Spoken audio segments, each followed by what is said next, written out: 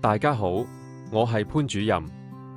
喺教員室，我有時會聽到新同事講：阿明真係無藥可救，次次測驗都係咁。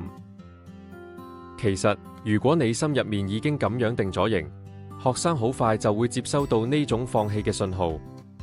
今日我想同大家講下點樣改變呢個情況。BBA 入面嘅神經素性話俾我哋聽，大腦好似肌肉，係可以透過鍛煉而改變嘅。我哋要做嘅係啟發佢哋嘅成長思維。以下係3個啟發潛能嘅回歸技巧。第一，擁抱壓抑嘅魔力。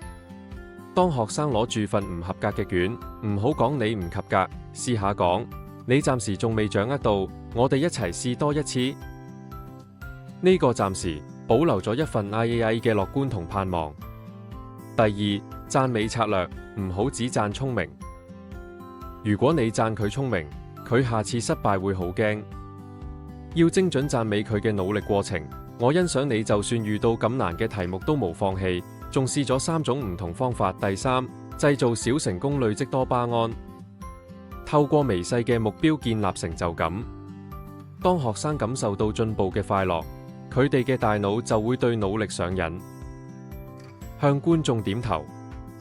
當學生感受到進步嘅快樂，佢哋嘅大腦就會對努力上癮。老師嘅一句話，可以係標籤，亦可以係火種。我係潘主任，我哋一齊用回饋點燃孩子內心嘅光。我哋下次再見，謝謝大家。